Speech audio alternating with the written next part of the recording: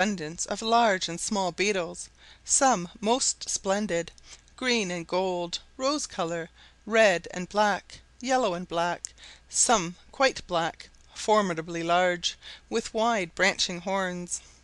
Wasps are not so troublesome as in England, but I suppose it is because we cannot offer such temptations as our home gardens hold out to these ravenous insects.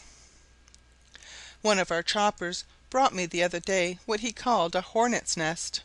It was certainly too small and delicate a piece of workmanship for so large an insect, and I rather conjecture that it belonged to the beautiful black and gold insect called the wasp fly, but of this I am not certain. The nest was about the size and shape of a turkey's egg, and was composed of 6 paper cups inserted one within the other, each lessening till the innermost of all appeared not larger than a pigeon's egg. On looking carefully within the orifice of the last cup, a small comb, containing 12 cells of the most exquisite neatness, might be perceived, if anything superior in regularity to the cells of the comb of the domestic bee, one of which was at least equal to 3 of these. The substance that composed the cups was of a fine silver grey silken texture, as fine as the finest India silk paper, and extremely brittle. When slightly wetted it became glutinous, and adhered a little to the finger. The whole was carefully fixed to a stick.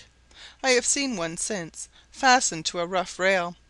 I could not but admire the instinctive care displayed in the formation of this exquisite piece of insect architecture to guard the embryo animal from injury, either from the voracity of birds or the effect of rain, which could scarcely find entrance in the interior.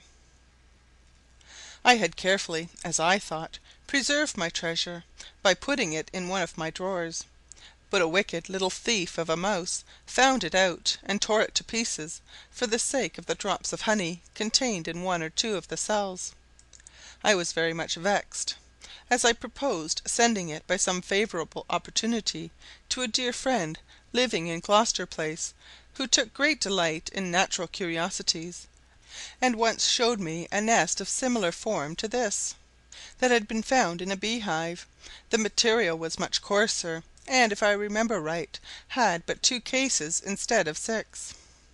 I have always felt a great desire to see the nest of a humming bird, but hitherto have been disappointed.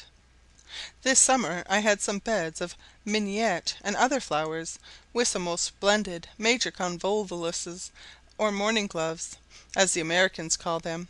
These lovely flowers tempted the humming birds to visit my garden, and I had the pleasure of seeing a pair of those beautiful creatures; but their flight is so peculiar that it hardly gives you a perfect sight of their colours.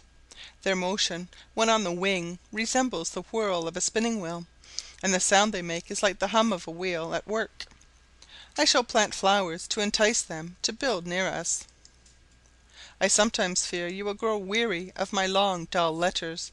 My only resources are domestic details and the natural history of the country, which I give whenever I think the subject has novelty to recommend it to your attention. Possibly I may sometimes disappoint you by details that appear to place the state of the emigrant in an unfavourable light. I merely give facts as I have seen or heard them stated. I could give you many flourishing accounts of settlers in this country. I could also reverse the picture, and you would come to the conclusion that there are many arguments to be used both for and against emigration. Now the greatest argument, and that which has the most weight, is necessity, and this will always turn the scale in the favour of emigration; and that same imperative dame Necessity tells me it is necessary for me to draw my letter to a conclusion. Farewell.